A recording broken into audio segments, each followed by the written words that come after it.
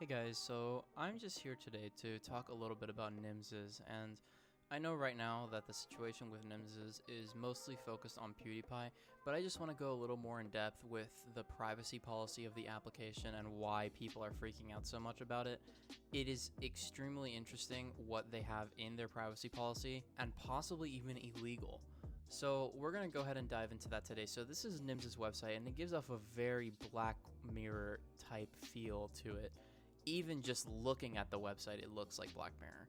Now, for the majority of us that have already seen Black Mirror and we know about, how this app relates to Black Mirror, it is almost a carbon copy of, that one episode. I think it's season 3, episode 1, where, you have this lady that she has her, social credit score effectively, where she's basically begging for likes, right? And it's begging for 5 stars. This is effectively the same thing. So, this is a little bit disturbing, especially if you've seen that, Black Mirror episode. So we're going to go a little bit into how the app actually works, because a lot of people are, scared to download it. And I've already downloaded it on my secondary phone, so I actually have that phone just for, testing applications and stuff like this. So I actually went ahead and downloaded it. And their app is as scary as their homepage on the internet. So when you first open it up, it asks for your phone number first off the bat. That's the first thing it does, is ask for your phone number. And then it asks for your name and for your username, and then for your birthday and for a picture. And it does not allow you to sign up for the app without taking your picture. So you can't even sign up unless you put a picture in. Obviously, you can put, a blank picture and it's going to accept it. It doesn't have a screening system or anything. But it does require you to put a picture, which is a little bit weird. And so the first thing that you see in the app when you first log in is this page about temples. And so temples are like these little geographic squares. So you have these little squares. So you see how like this is, a city back here. So each little square is like a temple, right? And so it's effectively the same as Pokemon Go with the gyms. And so you can take on the gym with your Pokemon, right? So in Nimses, it's effectively the same thing, where you can take on the temple by paying these little triangle, cone, whatever you want to call them. They're called dominims, right? And so to become a master of the temple, you have to become one by paying dominims. And so I think there's a few different ways of getting dominims. I think one of them is actually paying. I think it's like $3 for a few hundred or something like that. I don't remember the exact number. But it is a little bit weird that it asks for you to invite people just so that you can get one dominim to become the master of your first temple. So before you can even progress in the gamification of social media here, you have to actually invite people. So fittingly enough, these are shaped like a pyramid. And so it is kind of a pyramid scheme in which it requires you to invite 3 users before you can even become quote-unquote human. And the reason you want to become human is so that you can actually get your first dominim, right? And so you can't even get dominim or become the master of a temple without being human. And so to become human, you actually have to get 3 people to join using your invite code. The invite code for PewDiePie was, code PewDiePie. And so when people joined, they, gave him his little bit of money. So you get like 3,000, I think, for each person that joins, or for all 3 that join. So if you have 3 people join, you get 3,000 nims. So it's, maybe these people told PewDiePie maybe he was going to get all these nims and that these nims are going to be worth money someday. And they also paid him in real money on top of it. So they're telling him, here, promote this app. Here's money to promote this app. And also, you're going to give them your invite code. And when they join using your invite code, you're going to get nims, which are going to be worth money in the future, right? So you can see where this will be kind of an irresistible deal almost. You'd be like, wow, this is a great idea. Let me just get in on this and get the money for it. And, I can't fault my boy PewDiePie for going and trying to get a sponsor deal, because it's hard. But, it's probably not a great company to be sponsored by, honestly. This is just not something that we want to be looking at. It's not good. It's not good. So back to the original thing I was talking about. So these little dominims, right? You pay them, you get the master of your temple, whatever. And I don't even know what being a master of a temple does. It's weird. I don't know what the whole point of this app is. Their whole spiel is very vague. Like, this entire front page, it looks like if Apple made it. I think that's the vibe they were going for with this, but it's very creepy. Like, it's a creepy Apple. You know what I mean?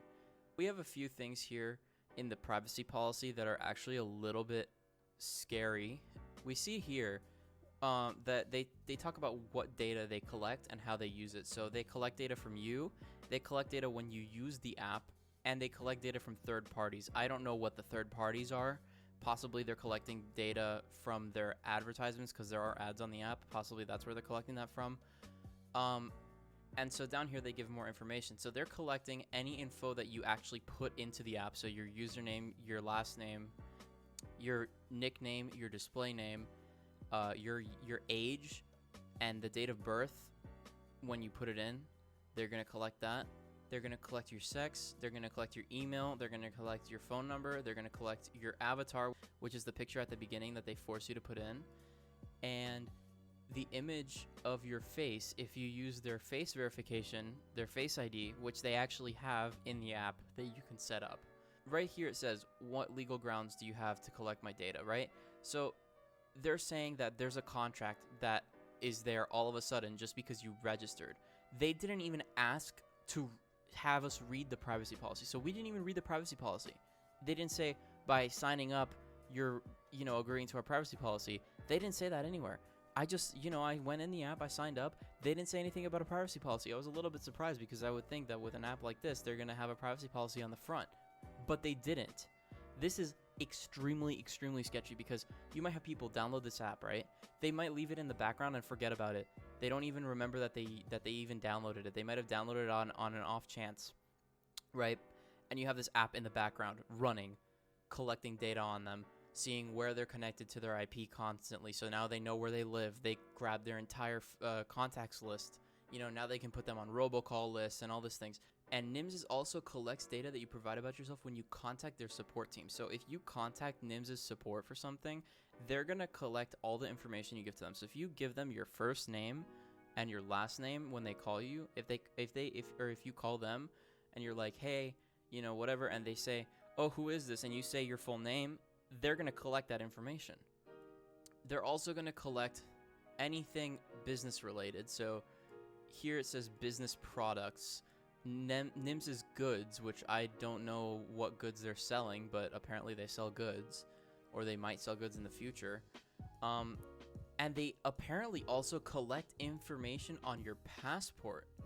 So they collect passport data, they collect tax information, including your tax number, registration data in tax authorities. So they might collect your IRS tax number from the IRS. They're going to collect, your registration data as an entrepreneur. So if you, have an LLC, or if you have a sole proprietorship or anything like that, they're going to find that data and they're going to collect it. They're going to link all this back to you. They're going to sell it to somebody, and somebody's going to have all this information on you. It's effectively giving them your identity. They're going to see everything about you. They're going to see where you live. They're going to see your full name. They're going to have your phone number, your emails. They're going to have, everything you've posted on Nimses. They're going to have everything you've posted possibly on other sites that Nimses has traced back to you. They're going to have your credit card information. They're going to have your passport. They're going to have your social security number possibly, because they're going to get that from the IRS or from whatever tax agency in your country. This is very scary stuff, guys. Like, this is something else that I've never seen anything like this privacy policy. It also says here that Nimses collects information when you use the services and by monitoring your behavior in the services. So they actually see what you're doing in the services, and they collect that data, right? Which is normal, right, for an application. If they're, you're using their app, they're going to see what you're doing. They want to know what you're doing, and they want to, improve the user experience, right? They're going to improve the user experience through the data they collect from you. And that's fine, right? You're going to have this in every privacy policy. This one's fine. But, they collect your location information.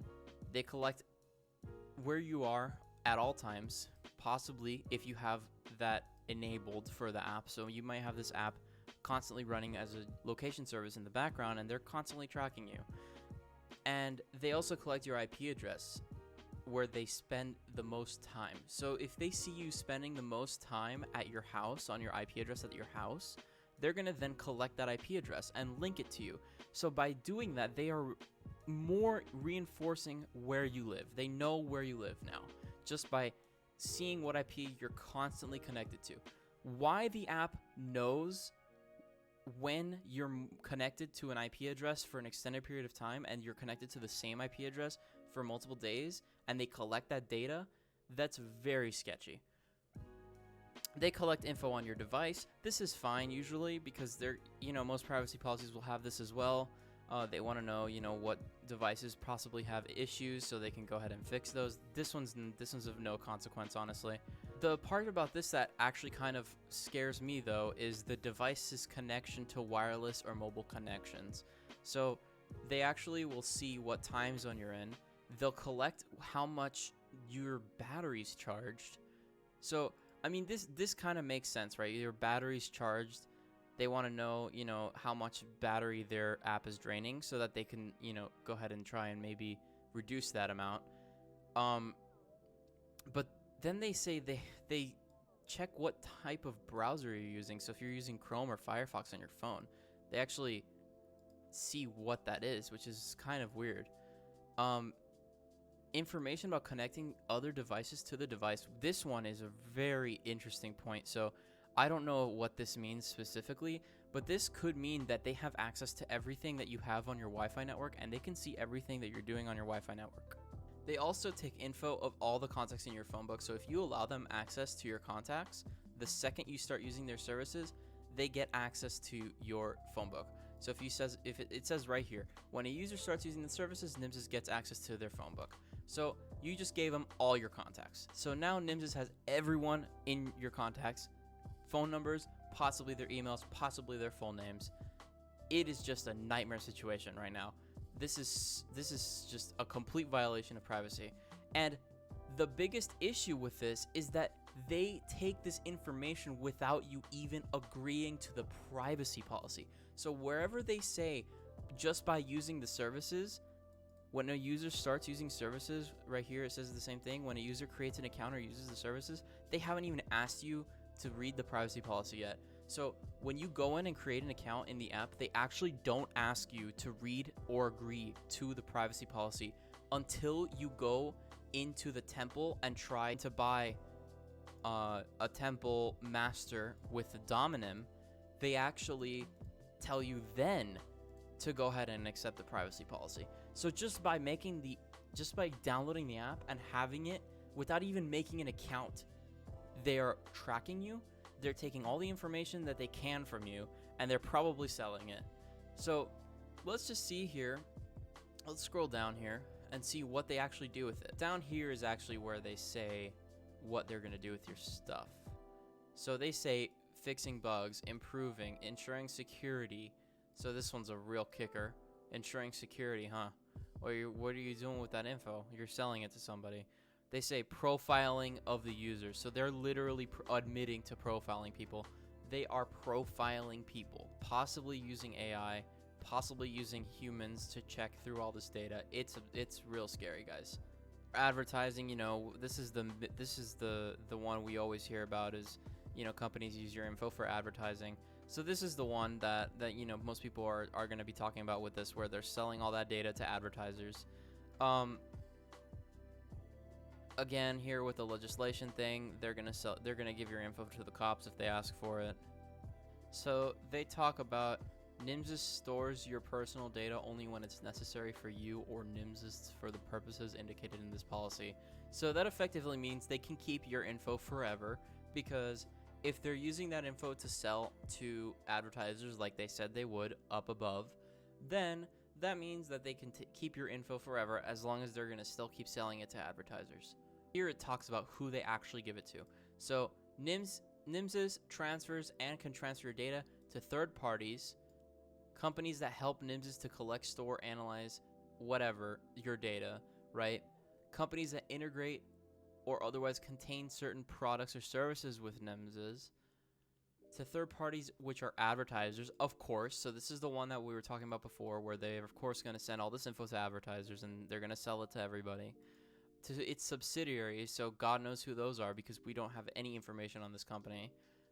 To other users, so other users can receive information on you that's displayed. So your approximate location, of course, is one of those things. This is one of the bigger issues with Nimses in general, is that people are going to be able to see where you are pretty much. They're going to see you're in this general, 2.5 kilometer square area. So it's a little bit scary that there are people that will know in a general area of where you are.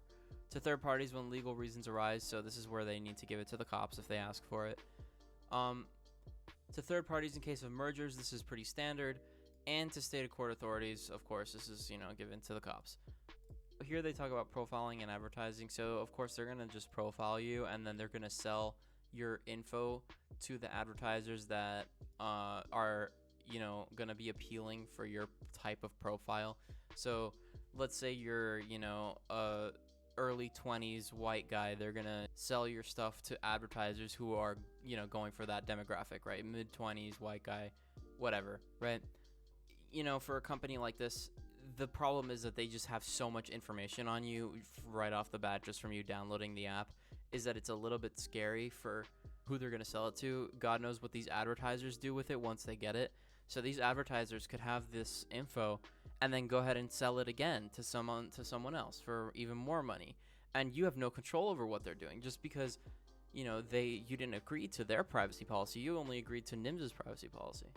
But that's a risk you take with any application. So that's all we really have to do for the privacy policy, but I just wanted to point out a few of those things. So overall, Nimses is just kind of one of those apps that we should probably let fall to the wayside.